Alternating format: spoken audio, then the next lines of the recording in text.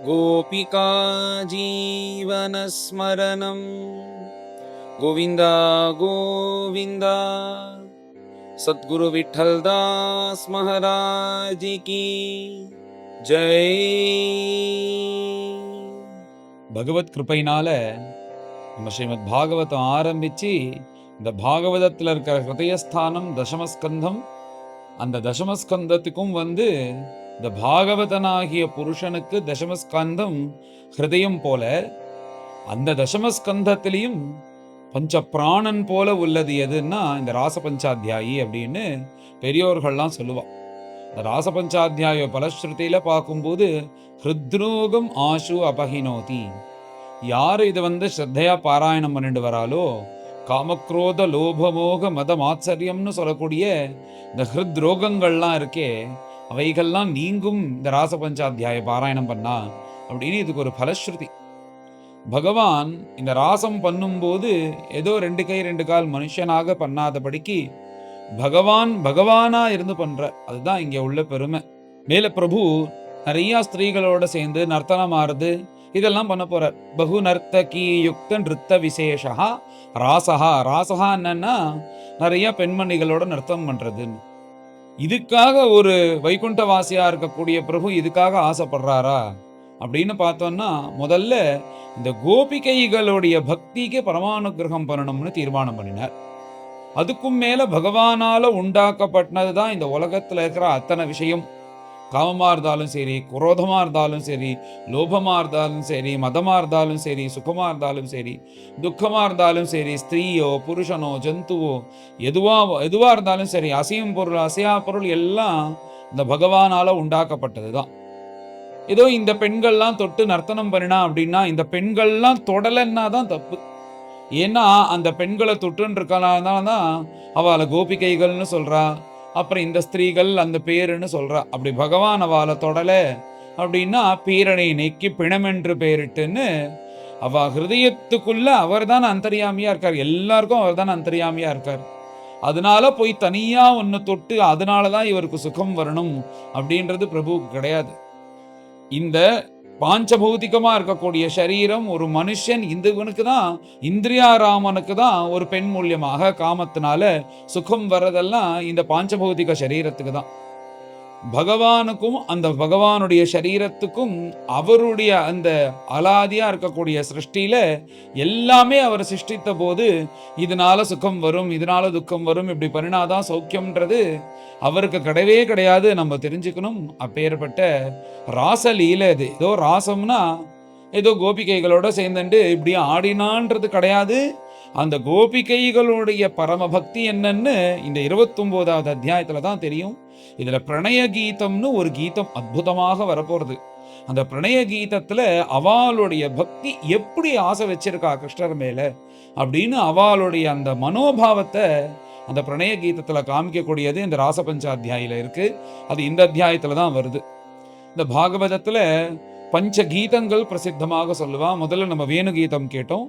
இப்ப இந்த அத்தியாயத்துல பிரணய கீதம் இருக்கு. அடுத்ததாக கோபிகா கீதம். மாச பஞ்சாத்தியாயக்குள்ளேயே 2 கீதங்கள், யுகல கீதம் பிரமர கீதம்னு இந்த கோபிகைகள் பாடுறதுதான் பஞ்ச கீதங்கள். அப்படி இந்த பாகவதத்துல பிரம்மனிஷ்டால் சொல்லியிருக்கார். அதுல முக்கியமா இருக்கக்கூடிய 2 கீதங்கள் பிரணய கீதம், அந்த கோபிகைகளுடைய கிருஷ்ணர்கிட்ட இருக்கிற விஜ்ஞப்தி போல அவளுடைய பக்திய எப்படி அவளுடைய மனோபாவம் இருக்கு அப்படின்றத பகவான் கிட்ட ஒரு விஜ்ஞப்தி பத்திரிகா போல, ஒரு லெட்டர் போல சொல்லுவது போல பகவான்கிட்ட சமர்ப்பிக்கிறா இந்த பிரணய கீதத்துல. அடுத்தது கோபிகா கீதம். அவளுடைய நிலைய பிரம்மனிஷ்டால் வர்ணிக்கிறார்.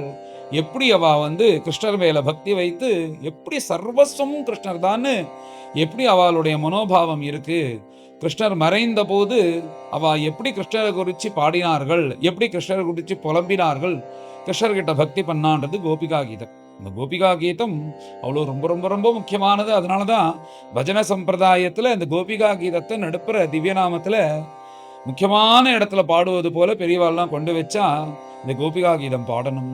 இப்படி முக்கியமா இருக்க 2 கீதம் இந்த ராசபஞ்சாத்தியாயில வருது. அதுல 29வது அத்தியாயமா இருக்கக்கூடிய இந்த அத்தியாயத்துல கோபிகைகளுடைய பக்தி, பரிபூர்ணமான பக்தி தெரியும். இந்த ராச பஞ்சாத்தியாயி இதுல இருந்து ஆரம்பம் 5 அத்தியாயங்கள். இதை ஸ்ரத்தையா நம்ம பாராயணம் பண்ணணும். இந்த ராசபஞ்சாத்தியாயி அவ்வளோ க்ஷேமத்தை கொடுக்கக்கூடியது. இந்த பாகவதத்திலேயே ஹிருதயஸ்தானம் தசமஸ்கந்தம் இந்த ராசபஞ்சாத்தியாயி பஞ்ச பிராணன் போல இந்த 5 அத்தியாயம். மேல பகவான் ராசம் பண்ணணும் அப்படின்னு தீர்மானம் பண்ணினார். ஏன்னா அந்த கோபிகைகளுடைய பக்தி அவளுக்கு பரமானுகிரகம் பண்ணணும் அப்படின்னு பகவான் தீர்மானம் பண்ணி பகவானபி தாராத்ரீஹி அப்படின்னார். அந்த ராத்திரிகள்லாம் என்ன அர்த்தம்னா, இவர் இப்போ 2 கை 2 கால் கிருஷ்ணன் மனுஷனா இருந்தாலும் இப்ப பகவானாக மாறி என்ன பண்ணினார்னா, சூரியனோட ஸ்விட்ச் ஆஃப் பண்ணிட்டாராம்.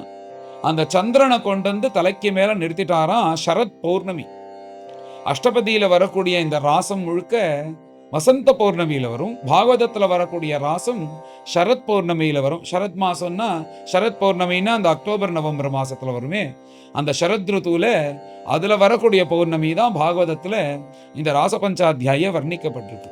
இப்படி இந்த ராசத்துக்கு சர்வானுகூலமாக இருக்கிறது போல சந்திரனுடைய காந்தி பூத்து குலுங்குவது போல பண்ணி எல்லாத்தையும் அனுகூலமா இருக்கிறது போல அந்த ராத்திரி பகவான் ராசம் பண்ணணும்னு தீர்மானம் பண்ணி மேல ஆஹ்வானம் பண்றார். அந்த கோபிகைகளை எப்படி ஆஹ்வானம் பண்றாருன்னா வேணுகானத்தினால.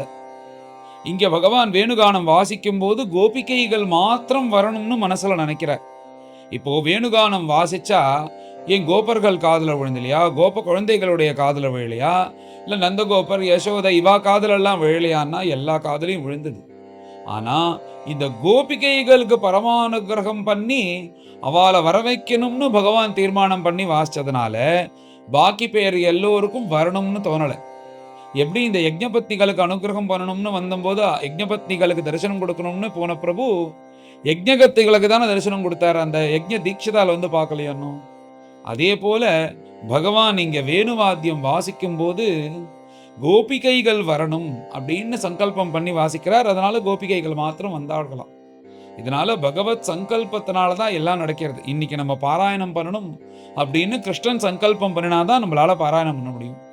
இன்னைக்கு பிரவச்சனம் பண்ணட்டும் அப்படின்னு கிருஷ்ணர் எனக்கு அனுகிரகம் பண்ணினாதான் நான் பிரவச்சனம் பண்ண முடியும். இந்த மாதிரி எல்லாம் பகவானுடைய சங்கல்பத்துல தான் நடக்கிறதுன்னு இதுல இருந்து நாம தெரிஞ்சுக்கிறோம். பாரு, எல்லார் காதலையும் இந்த வேணு ரவம், இந்த வேணு வாத்தியம், இதனுடைய இதுலேருந்து வரக்கூடிய சப்தம் விழுந்தாலும் அங்க வரப்போறது யாருன்னா கோபிகைகள் தான். இப்படி பகவான் வேணுகானம் வாசிச்சார். அப்படி வாசிச்ச உடனே அந்த சமயத்துல சந்திரன் எப்படி இருக்குன்னு வர்ணிக்கிறார். அந்த சந்திரன் ஆகாயத்துல அப்படி ஜுவலிக்கிறதான். இப்போ பௌர்ணமி அமாவாசை மாத்தி மாத்தி தானே வரும்.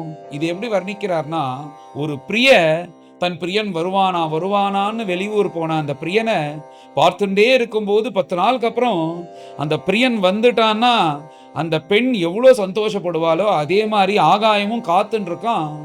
போன பௌர்ணமிக்கு போன சந்திரன் இன்னும் வரலையேன்னு திரும்ப இந்த பௌர்ணமி வந்த உடனே வந்துட்டார் அப்படின்ன உடனே அந்த ஆகாயம் அந்த சந்திரனை பார்த்து சந்தோஷப்பட்டது. அந்த சந்திரனை கொண்டு வந்து தலைக்கு மேல நிறுத்திட்டாராம், மேல ராசம் பண்ணணும்ன்றதுக்காக. வீக்ஷரந்தும் மனச்சக்கரே யோகமாயாம் உபாசிரிதான்னு மேல தன்னுடைய சக்தியா இருக்கக்கூடிய யோகமாயை கூப்பிட்டுண்டாரா அந்த ராசத்துக்கு. கூப்பிட்டு என்ன பண்ணார்னா, ராத்திரி வேலை தானே, தாமரெல்லாம் மலர்ந்து இருக்கிறது போல பண்ணினாராம் மாயை வச்சுண்டு. நல்ல கோடை காலத்துல தானே இந்த மல்லி முள்ளெல்லாம் கிடைக்கும். ஆனா அந்த சரத்ருத்துல நிறைய மல்லி முல்லை கிடைக்கிறது போல எல்லா இடத்துலயும் பூக்கிறது போல பண்ணி ராசத்துக்கு என்னென்ன அனுகூலம் உண்டோ அத்தனை அனுகூலத்தையும் இந்த யோக மாயினால மாத்தி பகவானால தானே முடியும். ஏன்னா பகவானுடைய சக்தி தானே யோக மாயை. அதனால அந்த யோக மாயை கூப்பிட்டு அத்தனையும் அனுகூலமாக வைத்து மேல இந்த கோபிகைகள் வர்றதுக்காக வேணுகானத்தை வாசிக்கிறார். நிஷம்ய கீதம் ததனங்கவர்தனம். இதை கேட்ட உடனே அனங்கவர்தனம். அனங்கன்னா யாருன்னா மன்மதனுக்கு நிறைய பேரு. அதுல அனங்கன்னு ஒரு பேர். ஏன்னா அவனுக்கு சரீரம் கிடையாது. பரமேஸ்வரன் கிட்ட போய் தன்னுடைய சேஷ்டையை காமிக்கணும்னு போயிருந்த போது பரமேஸ்வரன் புடிச்சாம்பலா ஆக்கிட்டார் மன்மதனை. அதனால அனங்கன் அப்படின்னு பேர். இங்க அனங்கவர்தனம்னா மன்மதனுடைய தாபத்தை உண்டாக்குறதா இது அப்படின்னா, இது மேலாக உள்ள அர்த்தம் என்னன்னா மன்மதனுடைய தாபம். ஆனா அனங்கன்னா என்ன அர்த்தம்னா அந்த சரீரம் மறந்து போற தன்மை.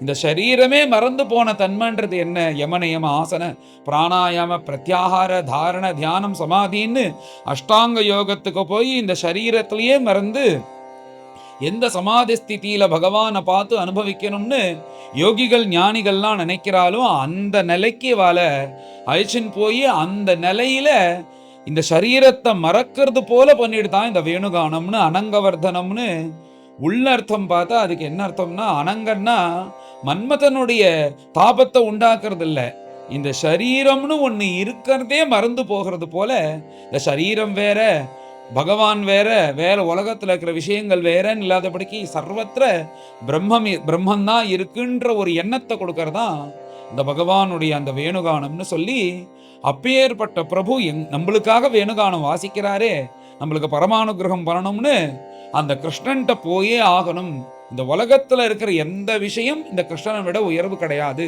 அப்படின்னு அந்த க்ஷணமே ஒவ்வொருத்தி இன்னொருத்திய பாதுகாதபடிக்கு அங்கேருந்து கிளம்புறார்கள் கோபிகைகள்னு பிரம்மனிஷ்டால் வர்ணிக்கிறார். இதை கேட்ட உடனே கிருஷ்ணர் கிட்ட போகணும்னு ஆசை, கிருஷ்ணன் நம்மளை கூப்பிடுறான்னு ஒருத்தி அப்பதான் பால் கறந்துன்னு இருக்காலாம் மாட்டுக்கிட்ட பால் கறந்துட்டே இருக்கும்போது அதை இழுத்து அந்த பால் உள்ள வைக்கலையா, அப்படியே விட்டா நேரா வந்துட்டாலாம் கிருஷ்ணர்கிட்ட. தோகம் ஹித்வா சமுத்சுகாஹா. இப்படி இன்னொரு கோபிக்க பால் காய்ச்சின்னு இருக்காலாம், அதை விட்டுட்டாலாம்.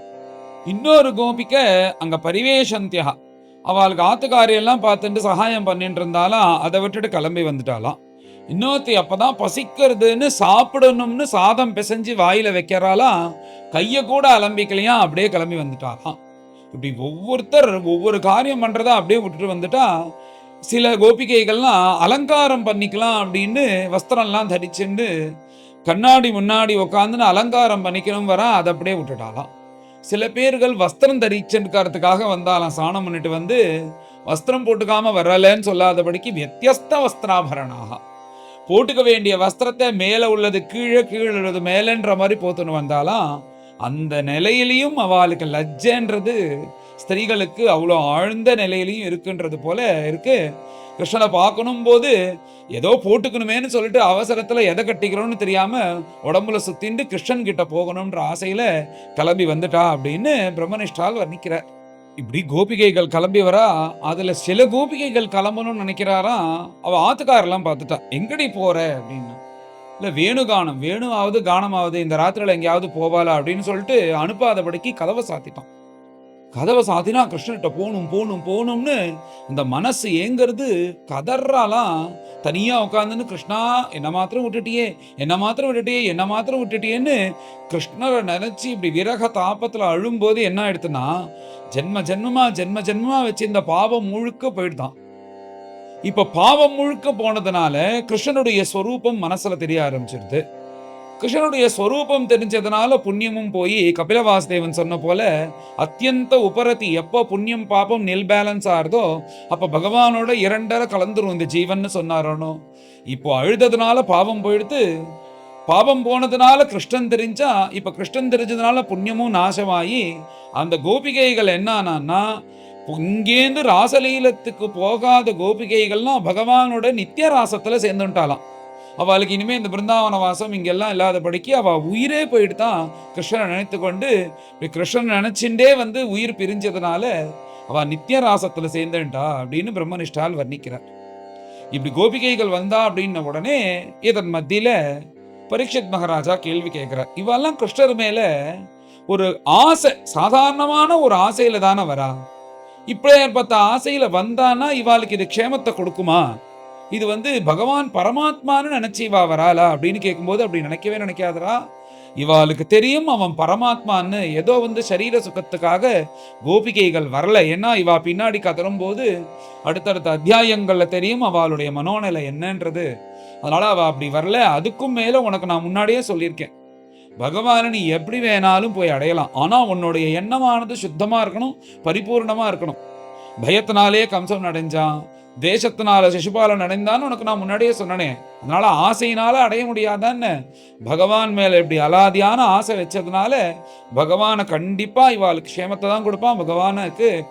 பகவான் இவாளுக்கு பண்ற அனுகிரகம் சரிதான் அப்படின்னு பிரம்மனிஷ்டால் சொல்லிட்டு, அதுக்கும் மேல பிருந்தாவனத்துல இருக்கிற மரங்களுக்கே பகவான் மோட்சத்தை கொடுக்க போறார். கடைசியில தன்னுடைய ஸ்பரிசம் பட்டதுனால அந்த மரங்களுக்கே கொடுக்கும்போது கோபிகைகளுக்கு பரமானுகிரகம் பண்ணி மோட்சத்தையா கொடுக்க மாட்டார். அதனால இவா ஏதோ சரீர சுகத்தினால கிளம்பி வரல, இவா பகவான்னு தெரிஞ்சுண்டு அந்த பகவான் மேல வச்ச அலாதியான பக்திக்காக தான் கிளம்பி வரான்னு அதுக்கு சமர்த்தனம் பண்ணி, மேல அந்த கோபிகைகள் கோபிகைகளை பார்த்து பகவான் பேசுறார். அதை பிரம்மனிஷ்டால் கதையா சொல்றார். மேல கோபிகைகள் எல்லாம் பார்த்து பகவான் பேசுறார். பகவான் என்ன சொல்றாருன்னா, எதுக்கு இந்த அர்த்தராத்திரியில் நீங்க எல்லாரும் இங்க வந்திருக்கேள்? கோகுலத்துல ஏதாவது ஆபத்துன்னா சொல்லுங்க, உடனே காப்பாத்துறேன். அதுக்கும் பதில் சொல்லாம அப்படியே இருக்கா. நீங்க சுமத்தியமாக நீங்க நல்ல வயசுல இருக்கக்கூடிய கோபிகைகள் இந்த சமயத்துல இங்க வந்தேன்னா உலகம் ஏதாவது தப்பா பேசும். அதனால நீங்க போயிடுங்க, இங்க இருக்கக்கூடாது அப்படின்னு சொல்றான். அப்பயும் கோபிகைகள் எந்த பதிலும் சொல்லல.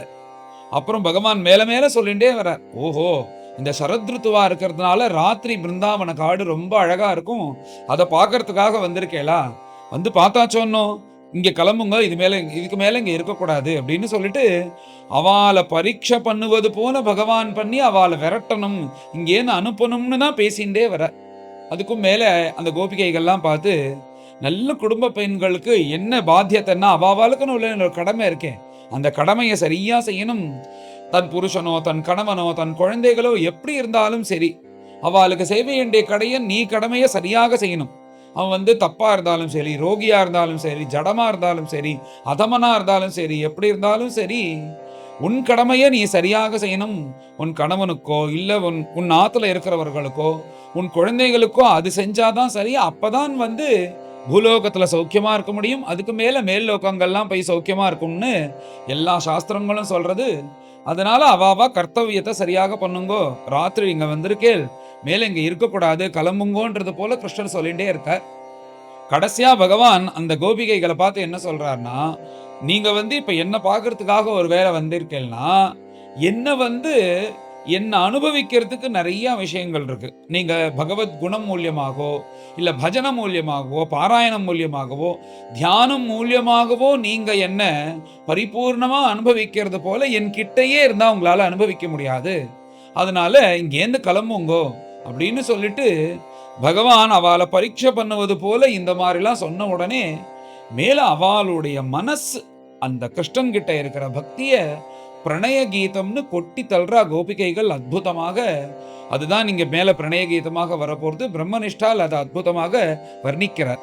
மைவம் விபோர்ஹதி பவான் கதிதும் ரிஷம்சம் சந்த்யஜ்ய சர்வ விஷயான் தவ பாதமூலம்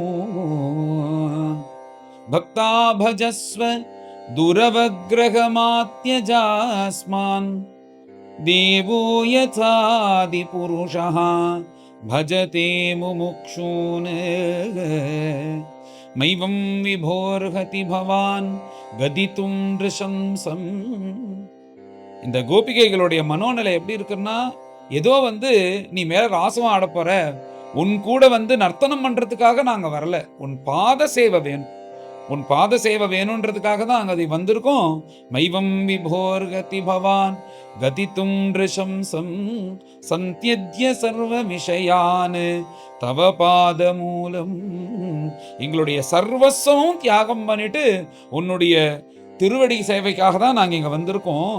பக்தா பஜஸ்வ துரவக்ரக மாத்யஜாஸ்மான். இப்படி உன்மேல வச்ச ஆசையில நாங்க இங்க வந்தபோது எங்களை பிடிக்காதவன் போல இங்கேருந்து போன்னு சொல்றியே, இப்படி போன்னு நீ சொல்லும் போது எங்க உடம்புலேருந்து உயிர் போகிறது போல எங்களுக்கு வருத்தமா இருக்கு, உடம்பெல்லாம் வேர்த்து போய் நாங்க கஷ்டப்படுறோமே கிருஷ்ணா, இப்படி போன்னு சொல்றியே எங்களை அப்படின்னு சொல்லிட்டு இப்படி முழுக்க பிரணய கீதத்துல அவளுடைய பக்தியும் அதை ஒரு கீதமாக பிரம்மனிஷ்டால் வர்ணிச்சுன்னு வர.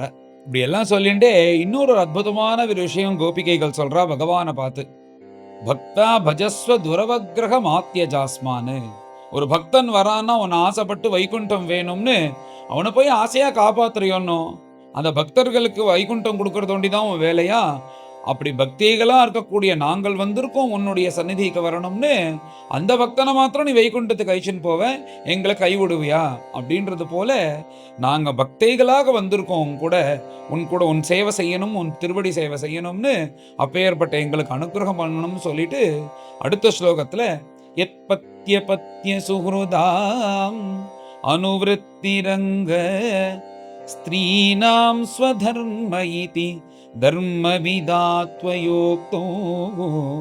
நீ சொன்னியோன்னும் எங்களுடைய கணவனுக்கு சேவை செய்யணும், குழந்தைகளுக்கு சேவை செய்யணும், ஆத்துல இருக்கிறவாளுக்கெல்லாம் சேவை செய்யணும்னு, ஸ்திரீனாம் ஸ்வதர்மம்னு ஸ்திரீகளுக்கு தான் ஸ்வதர்மம் சொன்னா நீ சொல்றதெல்லாம் சரி, நாங்க ஒத்துக்கிறோம், அப்படிதான் பண்ணணும்னு சாஸ்திரம் சொல்றது. இத்தனை நாளா அதுதான் நாங்க பண்ணிட்டு இருந்தோம்.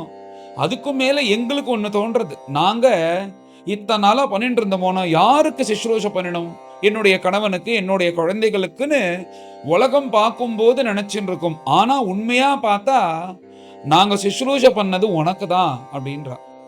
கிருஷ்ணருக்கே ஆச்சரியமா இருக்கு, என்ன இப்படி சொல்றாளேன்னு. இவ எப்படி சொல்றாருன்னா, நாங்க சிஸ்ரூஷ பண்ணது யாருன்னா எங்க கணவனுக்கு இல்ல, அந்த கணவனுக்குள்ள இருக்கிற ஆத்மாக்கு. எங்க குழந்தைகளுக்குள்ள அந்த குழந்தைகளுக்குள்ள எல்லாம் ஆத்மாக்கு. அதே மாதிரி எங்க பந்து ஜனங்களுக்குள்ள அந்த பந்து ஜனங்களுக்குள்ள ஆத்மாவுக்கு. அந்த ஆத்மா மாத்திரம் உள்ளேந்து வெளில போனதுன்னா என்ன ஆகும்? பேரினை நீக்கி பிணமென்று பெயரிட்டு நீரில் முழுங்கி நினைப்போய்ந்தார்களேன்னு தானே. அந்த மாதிரி ஆத்மா போயிடுத்துன்னா மனைவியா இருந்தாலும் சரி, கணவனா இருந்தாலும் சரி, தனியா அந்த புணத்தோட இருக்கிறதுக்கு பயந்துன்னு துணைக்கு கூப்பிட்டுப்பா, யாரும் சேர்ந்து இருக்க மாட்டா. அந்த ஆத்மா உள்ளேந்து வெளில போயிடுத்துன்னா 8 மணி நேரம் தாங்காது உடம்பு. இப்படி அந்த சரீரத்துக்காக நாங்க பண்ணல, அந்த உள்ள இருக்கிற ஆத்மாவுக்காக நாங்க சிஸ்ரோஷ பண்ணிட்டு இருக்கோம். அந்த ஆத்மஸ்வரூபியா இருக்கக்கூடிய நீயே இங்க வந்து பிரத்யட்சமா நிற்கும் போது, பத்தின்ற கூடிய கணவன், அப்பத்தியன்னு சொல்லக்கூடிய குழந்தைகள், இவா எல்லாருக்கும் சிஸ்ரோஷ பண்ணி என்ன பிரயோஜனம்? ஆத்மாவா இருக்கக்கூடிய உனக்கு தானே பண்ணிட்டு இருக்கோம். அப்பேற்பட்ட நீங்க இருந்து இப்படி ஆனந்தமா வேணுகானம் வாசிச்சுட்டு இருக்கும் போது யாராவது ஏமாந்து போய் பத்னி புத்திரர்களெல்லாம் போய் சுசூஷ பண்ணிட்டு இருப்பாளா அப்படின்னு இப்படி ஒரு விஷயத்த அற்புதமாக கிருஷ்ணர்கிட்ட சொல்றான். இங்க என்னன்னா, இந்த கிருஷ்ணர்கிட்ட இவாளுடைய மனோபாவத்தை சமர்ப்பிக்கிறாளா இந்த பிரணய கீதத்துல. இதுல சந்தோஷப்பட்டுதான் மேல இவா சித்தமாயிட்டான்னு ராசலிலேயே பண்ண போறார் பகவான். இப்படி ஒவ்வொரு ஸ்லோகத்துல மணிமணியாக தன்னுடைய மனோபாவத்தை சொல்லிட்டு வரா. அடுத்ததாக ஸ்லோகத்துல குர்வந்தி ஹி த்வயி ரதிம் குஷலாஸ்வ ஆத்மன் நித்ய பிரியே பதிசுதாதிபிஹி ஆர்த்திதைக்யம் தன்னஃ பிரசீதா பரமேஸ்வரமாஸ்மசிந்த்யா ஆஷாம்பிருதாம் த்வயி சிராத் அரவிந்த நேத்ராக. ஏ நித்யப்பிரியா அரவிந்த நேத்ரான்னு அற்புதமாக ஆசையா அந்த கிருஷ்ணரை கூப்பிடுறா. உன் மேல வச்ச ஆசை தான் நித்தியமானது, உன் மேல வச்ச பக்தி தான் நித்தியமானது. அதனால இந்த கணவன்மார்களோ இந்த குழந்தைகளுக்கோ நாங்க போய் இத்தனை சுஷ்ரூஷ பண்ணாலும் கடைசியா எல்லாரும் என்ன சொல்லுவானா, எனக்கு என்ன பண்ணி கிழிச்சேன்னு தான் இந்த உலகத்துல கேட்பா. யாரும் சந்தோஷப்பட மாட்டா. எல்லாரும் அவாவா தன்னுடைய சுயநலத்துக்காக தான் இருக்கா. இது எங்க விஷயமா இருந்தாலும் சரி, கணவன் விஷயமா இருந்தாலும் சரி, குழந்தைகள் விஷயமா இருந்தாலும் சரி, எல்லாம் அவாவா தனக்கு ஹிதமா இருக்கிறதுனால தான் எல்லாரும் பிரியமா இருக்கா. அதனால இத்தனை பேர்களுக்கும் வருஷ கணக்கா குடும்பம் குடும்பம் குடும்பம் குடும்பம்னு சொல்லிட்டு வாழ்க்கை செய்யறதுனால ஒரு பிரயோஜனமும் இல்லைன்னு நாங்க நினைக்கிறோம். அப்படி இல்லைன்னு நினைச்சு சாஸ்திரத்துல எல்லாம் என்ன சொல்றது, இது எல்லாத்தையும் விட்டு தள்ளு, பகவான் தான் சாஸ்வதம்னு.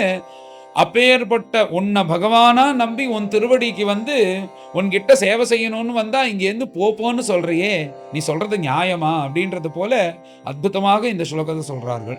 அடுத்ததாக ஒரு ஸ்லோகம், அற்புதமான ஸ்லோகம். சித்தம் சுகேன பவதா அபஹிருதம் கிரகேஷு. எங்களுடைய சித்தம் தானே மனசு.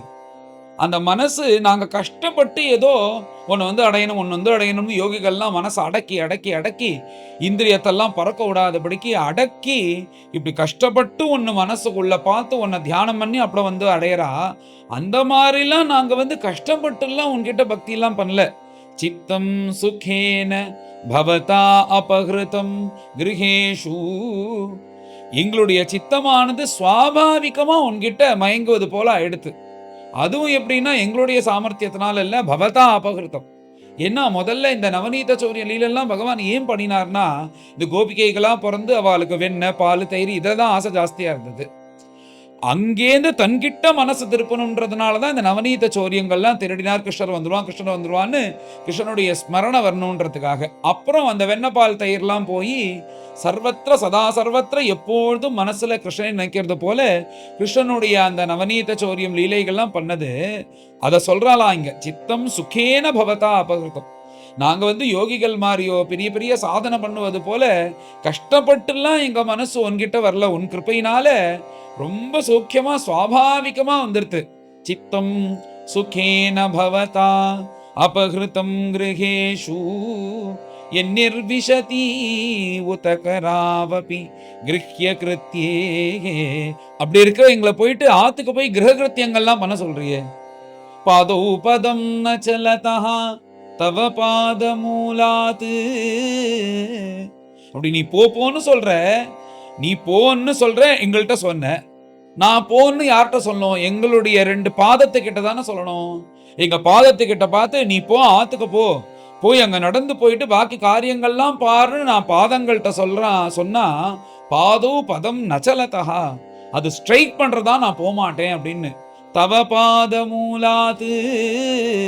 இப்பேற்பட்ட அற்புதமான சம்சார சாகரத்தையே தாண்ட வைக்கக்கூடிய உன்னுடைய பாதங்களை பார்த்துட்டு இந்த பாதங்கள் என்ன பண்றதுன்னா இந்த வீட்டுக்கு போனா போக மாட்டேங்கிறதா அங்கே இருக்கான். யாமகதம் விரஜமது கரவாம கிம்வாகா. நீ போன்னு சொன்னா, நீ சொன்னா நான் போயிடுவேன். ஆனா நான் போன்னு சொன்னா என் பாதம் என் பேச்சு கேட்க மாட்டேங்கிறது பிரபு. அந்த பாதம் உன்னுடைய திருவடியை பார்த்து இதுதான் சாஸ்வதம்னு நினைச்சுட்டு இருக்கேன். அப்படி நாங்க சொன்னா கூட இந்த பாதங்கள் போக மாட்டேங்கிறது அப்படின்னு தன்னுடைய நிலையை அற்புதமாக கோபிகைகள் வர்ணிக்கிறா இந்த ஸ்லோகத்துல. அடுத்ததாக யர்ஹ்யம்புஜாக்ஷா தவ பாததலம் ரமாயாக தத்தக்ஷணம் கொச்சிதரண்ய ஜனப்பிரியஸ்யாக. இந்த பிரம்மானந்தம்னு இந்த உலகத்துல சொல்றாளே, இந்த பிரம்மானந்தம்னா என்னன்னு நாங்க எப்ப தெரியுமா தெரிஞ்சுட்டோம்? நீ மாடு கன்றுகள்லாம் மேய்ச்சின்னு போகும்போது, நீ மேய்ச்சின்னு போனா உன்னுடைய திருவடி மாத்திரம் தெரியும். அந்த திருவடி சங்கரேக யவரேக துவஜரேக அதோட பதிஞ்சிருக்குமா அந்த மண்ணில். அது கிருஷ்ணனுடைய ரேகைன்னு தெரியும். எப்படி அற்புதமான உன்னுடைய சரணம், அந்த சரணத்தை எப்படியாவது ஸ்பர்ஷம் பண்ணி நமஸ்காரம் பண்ணி எங்களுடைய பாபத்தை போக்கினோம்னு ரொம்ப நாளா ஆசைப்பட்டோம். அப்படி ஒரு நாள் உன்னுடைய திருவடி எங்களுக்கு கிடைச்சது. அந்த திருவடியை நாங்க ஸ்பரிசிச்ச உடனே எங்களுக்கு என்ன ஆச்சுன்னா பிரம்மானந்தம்னு சொல்றாலே, அந்த பிரம்மானந்தத்தை அனுபவிக்கிறது போல அந்த திருவடியை ஸ்பரிசம் பட்ட உடனே எங்களுக்கு ஒரு ஆனந்தம் ஏற்பட்டதே. அது இங்கேயாவது வர்ணிக்க முடியுமா? அப்பேற்பட்ட உன்னுடைய திருவடி சேவை பண்றதுக்கும் உன் திருவடியை ஸ்பரிசனம் பண்றதுக்கு தான் நாங்க இங்க வந்திருக்கோம். எங்களை போகாதன்னு சொல்லாத பிரபு அப்படின்றது போல பிரார்த்தனை பண்றா. ஸ்ரீர்யத் பதாம்புஜரஜஸ்சகமே துளஸ்யா லப்த்வாபி வக்ஷசி பதம் கில பிருத்யஜுஷ்டம். மார்பில மகாலட்சுமி ஏறி உட்காண்டிருக்காலாம், எப்பயுமே பிரிய மாட்டேன் அப்படின்னு பிரபுவோட. அப்படி பகவான் உயர்ந்த ஸ்தானத்தை மகாலட்சுமிக்கு கொடுத்தாலும் மகாலட்சுமி அதுல சந்தோஷமா தான் இருக்கா. ஆனா மகாலட்சுமிக்கு ஒரு காரியம் பண்ண ரொம்ப பிடிக்குமா.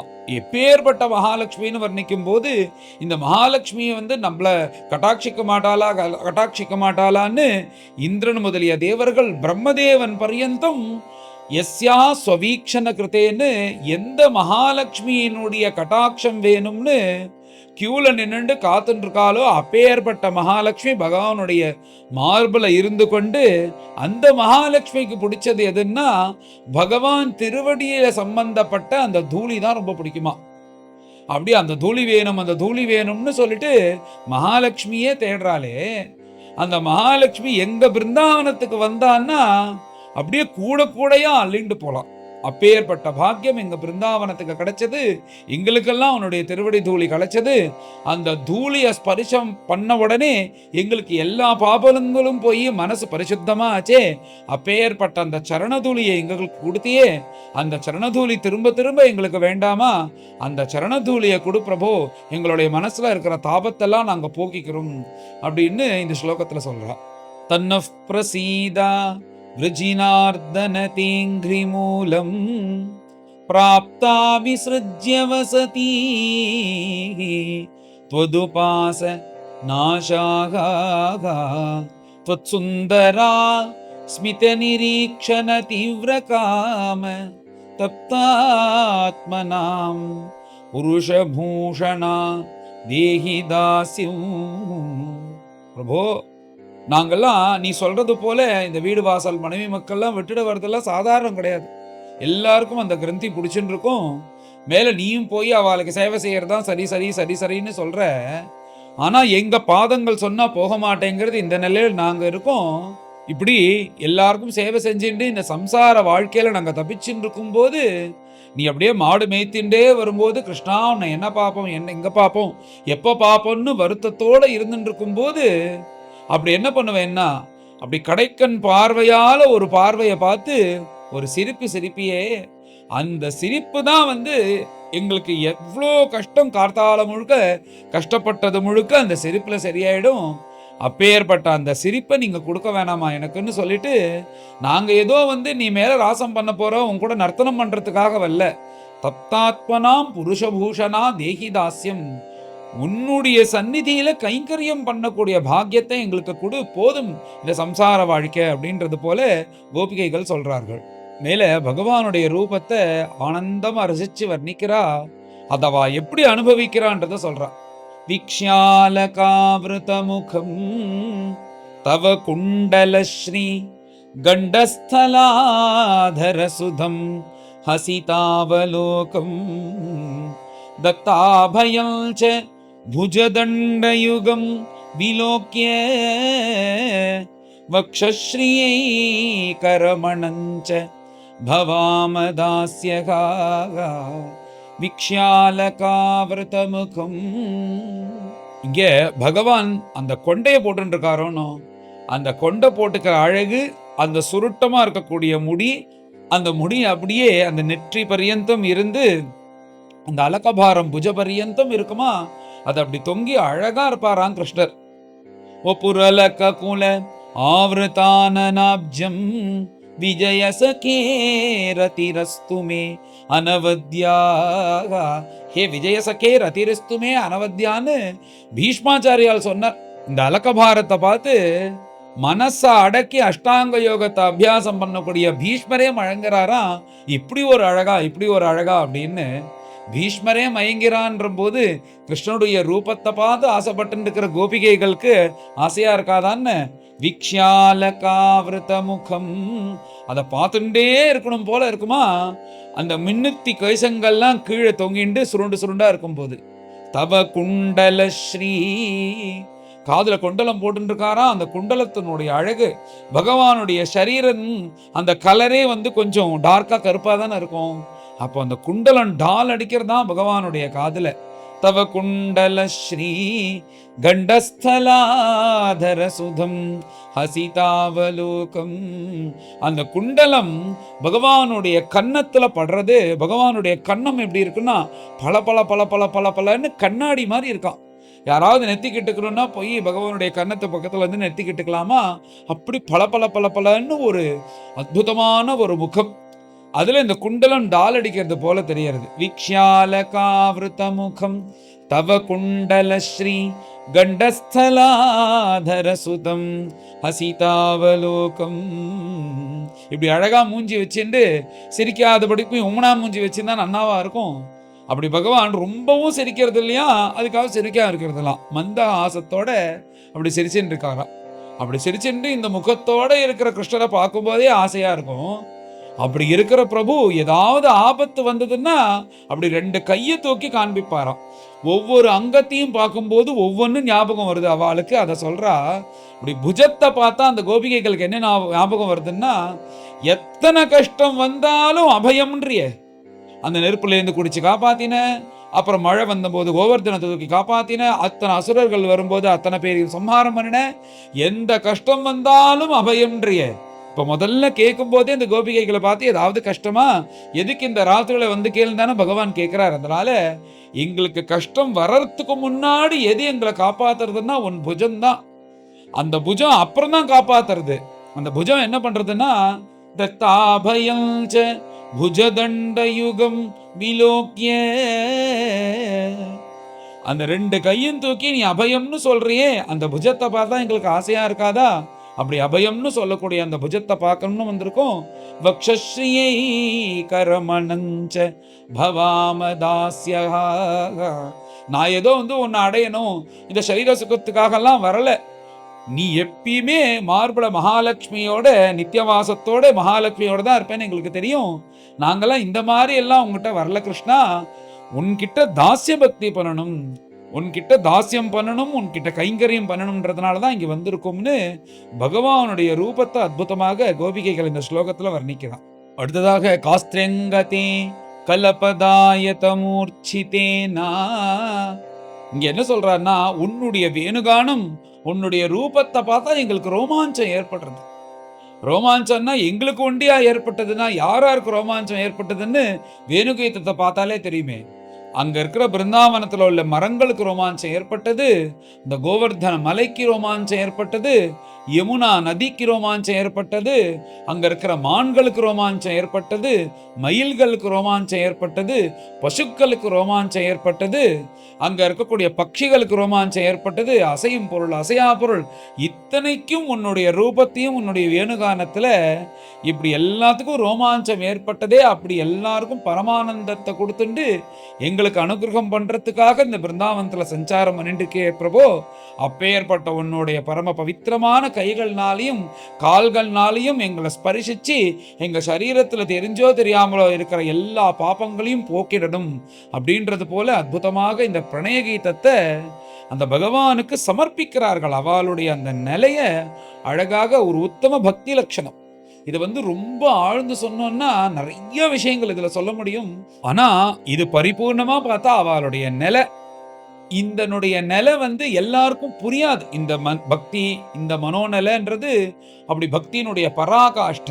மீராபாய், ஜனாபாய், சைதன்ய மகாபிரபு, ஏகநாதர் இவாள்லாம் அப்படி தன் மனசை அப்படி வச்சுட்டு இருந்தா. நம்ம ஊத்துக்காடு வெங்கட கவி தமிழ்நாட்டில் அவர் தன்னை கோபியாகவே நினைச்சிட்டு இருந்தார். இப்போ ஒரு 100-150 வருஷத்துக்குள்ள அருணா பிரபுன்னு ஒரு மகாத்மா தன்னை கோபி மாதிரியே நினைச்சிட்டு நம்ம சென்னையில வாழ்ந்துட்டு இருந்த மகாத்மா அவரை பார்த்தா ஒரு ஸ்திரீ மாதிரியே இருப்பாரா அருணா பிரபு. அந்த மாதிரி இது உயர்ந்த நிலை. இது முதல்ல கொஞ்சம் கொஞ்சமா பக்தி பண்ணி கடைசியா நாயகா நாயிகா பாவத்துல கொண்டு விடும். அதுதான் உயர்ந்த பக்தியாக சொல்லப்பட்டிருக்கு.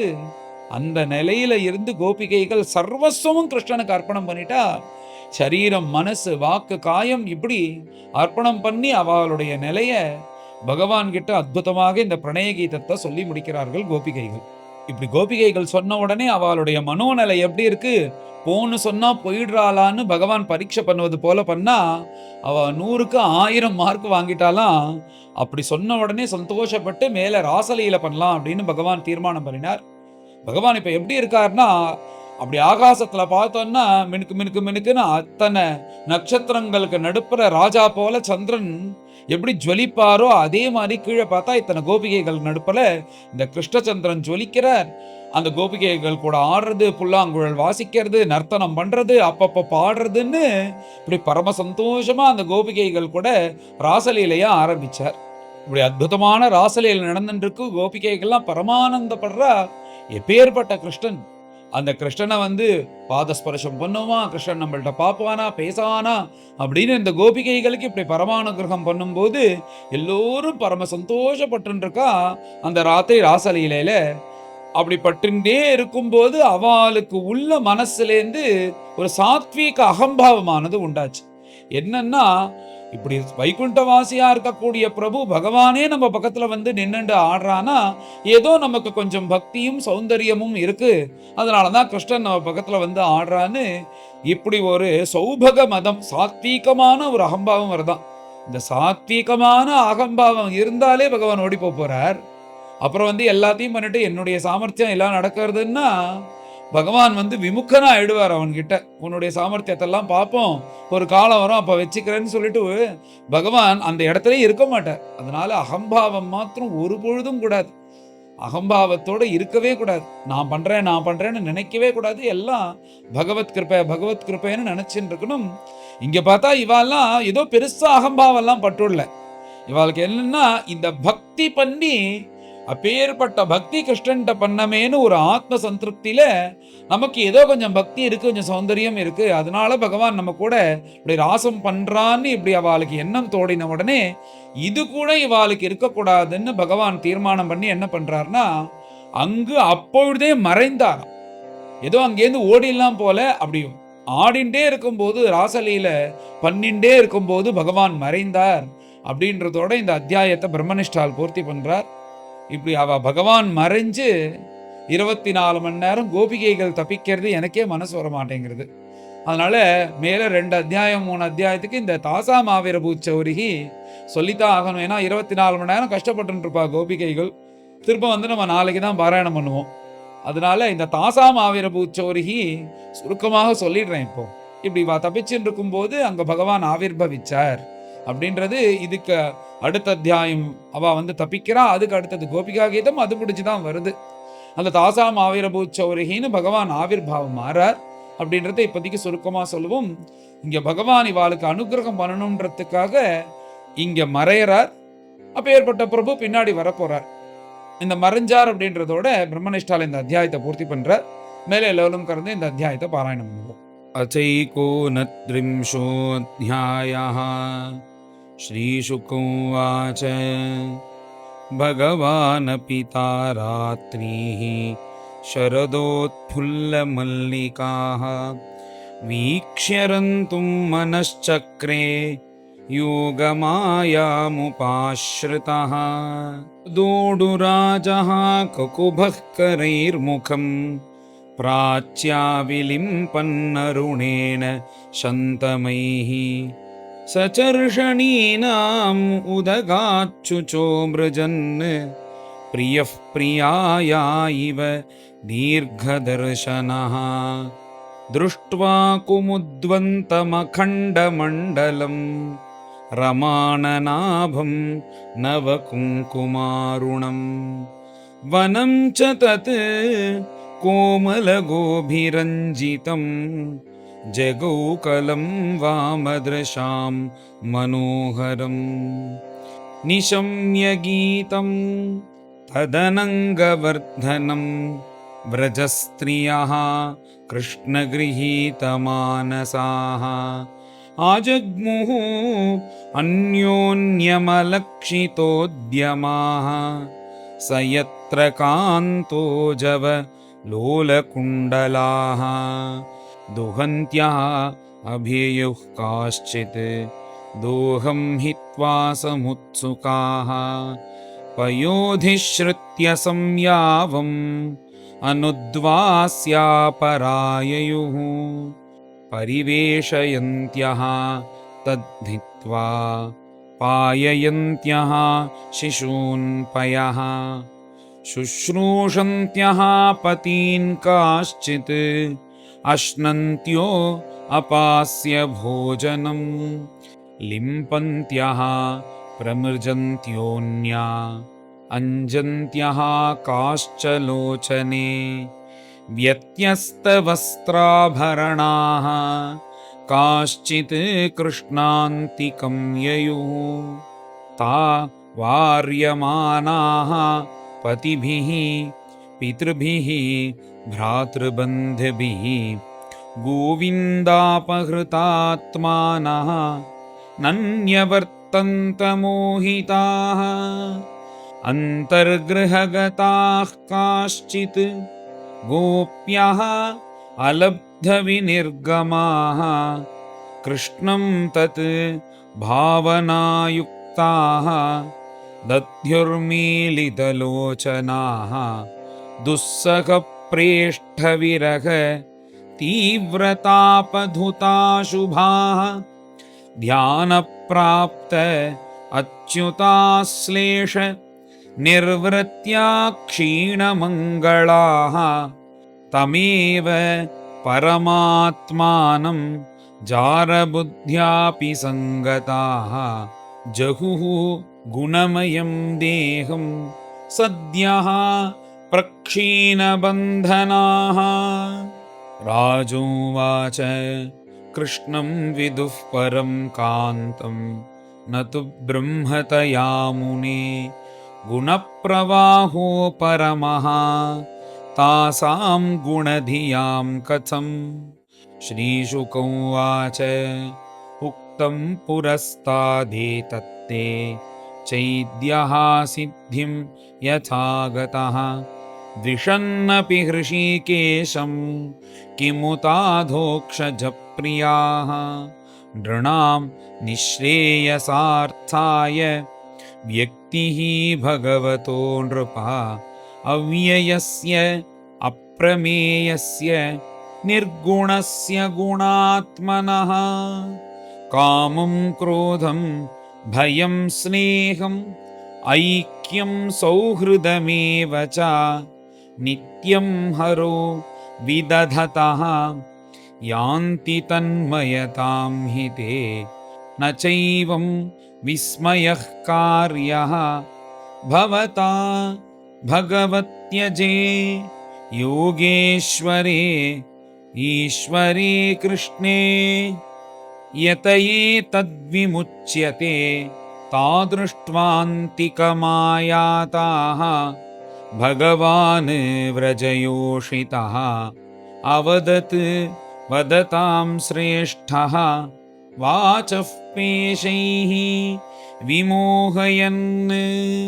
श्रीभगवानुवाच स्वागतं वो महाभागाः प्रियं किं करवाणिवः व्रजस्यानामयं कच्चित् ब्रूतागमनकारणं रजन्येषा घोररूपा घोरसत्त्वनिषेविता प्रतियात व्रजं नेह स्थेयं स्त्रीभिः सुमध्यमाः मातरः पितरः पुत्राः भ्रातरः पतयश्च वः विचिन्वन्ति हि अपश्यन्तः मा कृड्वं बन्धुसाध्वसं दृष्टं वनं कुसुमितं राकेशकररञ्जितं यमुनानिललीलैजत् तरुपल्लवशोभितं तद्यातमाचिरं गोष्ठं शुश्रूषध्वं पतीन् सतीः क्रन्दन्ति वत्सा बालाश्च तान् पाययत दुह्यता अथवा मदभिस्नेहात् भवत्यो यन्त्रिताशयाः आगता हि उपपन्नं वः प्रीयन्ते मयि जन्तवः भर्तुः शुश्रूषणं स्त्रीणां परो धर्मो ह्यमायया तद्बन्धूनां च कल्याण्यः प्रजानां चानुपोषणम् दुःशीलो दुर्भगो वृद्धः जडो रोगी अधनोऽपि वा पतिस्त्रीभिः न हातव्यः लोकेप्सुभिः अपातकी अस्वर्ग्यम् अयशस्यं च फल्गुकृच्छ्रं भयावहं जुगुप्सितं च सर्वत्र औपपत्यं कुलस्त्रियाः श्रवणात् दर्शनात् ध्यानात् मयि भावोऽनुकीर्तनात् न तथा सन्निकर्षेण प्रतीयात ततो गृहान्। श्रीशुक उवाच इति विप्रियमाकर्ण्य गोप्यो गोविन्दभाषितं विषण्णा भग्नसङ्कल्पाः चिन्तामापुः दुरत्ययां। कृत्वा मुखान्यवशुचः श्वसनेन शुष्यत् बिम्बाधराणि चरणेन भुवं लिखन्त्यः। अस्त्रैरुपात्तमषिभिः कुचकुङ्कुमानि तस्थुर्मृजन्त्य उरुदुःखभरास्मतूष्णीम्। प्रेष्ठं प्रियेतरमिव प्रतिभाषमानं कृष्णं तदर्थ विनिवर्तित सर्वकामाः। नेत्रे विमृज्य रुदितोपहते स्म किञ्चित् सम्भ्रम्भगद्गदगिरो अब्रुवतानुरक्ताः। गोप्यवूचुः मैवं विभोर्हति भवान् गतितुं नृशंसं संत्यज्य सर्वविषयान् तव पादमूलौ। भक्ता भजस्व दूरवग्रह मात्यजास्मान्। देवो यथादिपुरुषः भजते मुमुक्षून्। यत्पत्यपत्यसुहृदाम् अनुवृत्तिरङ्ग स्त्रीणां स्वधर्म इति धर्मविदात्वयोक्तौ। अस्त्वेवमेतत् उपदेशपदे त्वयीशे प्रेष्ठो भवान् तनुभृतां किल बन्धुरात्मा। कुर्वन्ति हि त्वयि रतिं कुशलास्वात्मन् नित्यप्रिये पतिसुतातिभिः आर्तिदैहिक्यों। तन्नः प्रसीदा परमेश्वरमास्म छिन्द्या आशां त्वयि चिरात् अरविन्दनेत्राः। चित्तं सुखेन भवतापहृतं गृहेषु यन्निर्विशति उत करावपि गृह्यकृत्ये। पादौ पदं न चलतः तव पादमूलात् यामः कथं व्रजमथो करवाम किं वा। सिञ्चाङ्गनः त्वदधरामृत पूरकेण हासावलोक कलगीत जगृच्छयाग्न्यो। नो चेद्वयं विरहजाग्नि उपयुक्तदेहाः ध्यानेन यामपदयोः पदवीं सखेते। यह्यम्बुजाक्ष तव पादतलं रमायाः दत्तक्षणं क्वचिदरण्य जनप्रियस्य। अस्प्राक्ष्म तत्प्रभृति नान्यसमक्षमङ्ग स्थातुं त्वयाभिरमिता बत पारयामः। श्रीर्यत्पदाम्बुजरजः चकमेतुलस्याः लब्ध्वापि वक्षसि पदं किल भृत्यजुष्टं। यस्यास्ववीक्षणकृते अन्यसुरप्रयासः तद्वद्वयं च तव पादरजः प्रपन्नाः तन्नः प्रसीद वृजिनार्दन ते अङ्घ्रिमूलौ प्राप्ता विसृज्य वसति त्वदुपास नाशाः त्वत्सुन्दर स्मित निरीक्षण तीव्र काम तप्तात्मना पुरुषभूषणा देहि दास्यं वीक्ष्यालकावृतमुखं तव कुण्डलश्री गण्डस्थलाधरसुधं हसितावलोकौ दत्ताभयं च भुजदण्डयुगं विलोक्य वक्षश्रियैकरमणं च भवामदास्यः कास्त्र्यङ्गते कलपदायत मूर्छितेन सम्मोहितार्यचरितान् न चलेत् त्रिलोक्यागां त्रैलोक्यसौभगमिदं च निरीक्ष्य रूपौ यद्गोद्विजद्रुममृगाः पुलकान्यबिभ्रन् व्यक्तं भवान् व्रजभयार्तिहरः अभिजातः देवो यथादिपुरुषः सुरलोकगुप्तः तन्नो निधेहि करपङ्कजम् आर्तबन्धो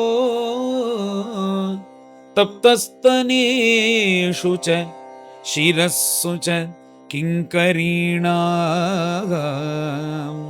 श्रीशुक उवाच इति विक्लवितं तासां श्रुत्वा योगेश्वरेश्वरः प्रहस्य सदयं गोपीः आत्मा रामोऽपि हरिरमत् ताभिः समेताभिरुदारचेष्टितः प्रियेक्षणोत्फुल्लमुखीभिः अच्युतः उदारहास द्विजकुन्ददीधितिः व्यरोचतैणाङ्क इवोडुभिर्वृतः उपगीयमान उद्गायन् वनिताशतयूथपः मालां बिभ्रद्वैजयन्तीं व्यचरन् मण्डयन् वनं नद्याः पुलिनमाविश्य गोपीभिः हिमवालुकं रेमे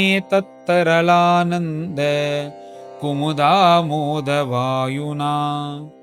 बाहुप्रसारपरिरम्भ कराळकोरु नीवेस्तनालभननर्म नखाग्रपातैः क्ष्वेल्यावलोकहसितैः व्रजसुन्दरीणाम् उत्तम्भयन् रतिपतिं रमयाञ्चकार एवं भगवतः कृष्णात् लब्धमाना महात्मनः आत्मानं मे निरे स्त्रीणां मानिन्यः अभ्यधिकं भुवि तासां तत्सौभगमदं वीक्ष्यमानं च केशवः प्रशमाय प्रसादाय तत्रैवान्तरधीयता।